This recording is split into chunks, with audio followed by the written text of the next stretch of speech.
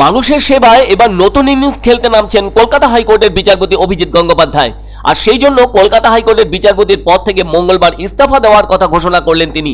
এই ঘোষণার পরই রাজ্য জুড়ে আলোচনার কেন্দ্রবিন্দুতে চলে এসেছেন তিনি।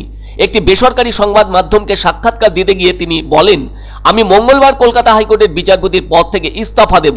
অভিজিৎ গঙ্গোপাধ্যায় সরাসরি জানিয়ে দিয়েছেন তিনি এবার সরাসরি রাজনীতিতে যোগদান করবেন। তার হাতে যে কয়টি মামলা রয়েছে সেগুলি সোমবার ছেড়ে দেবেন, অর্থাৎ আগামীকাল তিনি সব পদ ছেড়ে দেওয়ার পর মঙ্গলবার রাষ্ট্রপতির কাছে তার পদত্যাগপত্র পাঠাবেন। অভিজিৎ গঙ্গোপাধ্যায় একের পর এক মামলায় নজর কাড়া নির্দেশ দিয়ে মানুষের কাছে ভগবান তুল্য হয়ে ওঠেন।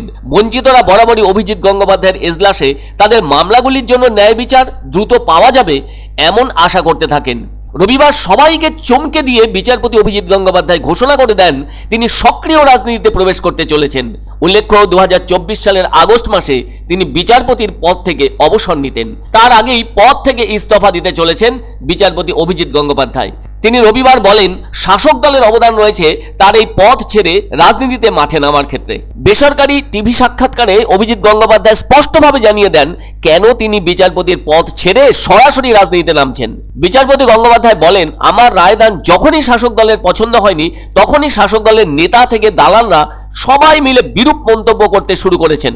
শাসক দলের মুখপাত্রও আমাকে সরাসরি রাজনীতিতে নামার চ্যালেঞ্জ ছুড়ে দিয়েছেন। স্বাভাবিকভাবেই সেই চ্যালেঞ্জকে তিনি গ্রহণ করলেন। বিচারপতি অভিজিৎ গঙ্গোপাধ্যায় পদ থেকে ইস্তফার পর তার রাজনৈতিক ভবিষ্যৎ নিয়ে বিভিন্ন ধরনের জল্পনা শুরু হয়েছে। অনেকেই মনে করছেন আসন্ন লোকসভা নির্বাচনের আগে পদত্যাগ করায় লোকসভা নির্বাচনে তার প্রতিদ্বন্দ্বিতা করার সম্ভাবনা বেড়ে গেল। এখন প্রশ্ন, তিনি কোন দল থেকে নির্বাচনে প্রতিদ্বন্দ্বিতা করবেন? এই প্রসঙ্গে টিভি সাক্ষাৎকারে অভিজিৎ গঙ্গোপাধ্যায় সরাসরি জানিয়ে দেন, আমি যদি কোনো রাজনৈতিক দলে যোগদান করি তাহলে আমার কাছে কংগ্রেস, বামফ্রন্ট এবং বিজেপির রাস্তা খোলা রয়েছে আঞ্চলিক দলে যোগদানের রাস্তাও। যেই দলেই যোগদান করি না কেন সেই দলই ঠিক করবে আমি ভোটে দাঁড়াবো কিনা।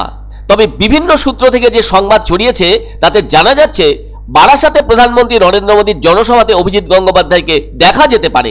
মনে করা হচ্ছে সেই দিনই তিনি আনুষ্ঠানিকভাবে বিজেপিতে যোগদান করতে পারেন। বিজেপির রাজ্য সভাপতি সুকান্ত মজুমদার বিচারপতি অভিজিৎ গঙ্গোপাধ্যায়ের এই সিদ্ধান্তকে সাধুবাদ জানান। তিনি বলেন, ভালো মানুষদের রাজনীতিতে সবসময় স্বাগত। তিনি আরো বলেন, অভিজিৎ গঙ্গোপাধ্যায় নিজেই সিদ্ধান্ত নেবেন বামফ্রন্টে নাকি বিজেপিতে যোগদান করবেন তিনি। এদিকে অনেকেই মনে করছেন 2024 সালের লোকসভা নির্বাচনে তমলুক আসন থেকে তাকে প্রতিদ্বন্দ্বিতা করতে দেখা যেতে পারে। এদিকে রবিবারই সংবাদ মাধ্যমের কর্মীরা বিচারপতি অভিজিৎ গঙ্গোপাধ্যায়কে তার ইস্তফা নিয়ে প্রশ্ন করলে তিনি বলেন, এখনো যেহেতু তিনি পদত্যাগপত্র রাষ্ট্রপতির কাছে পাঠাননি তাই সাংবাদিক বৈঠক করবেন না।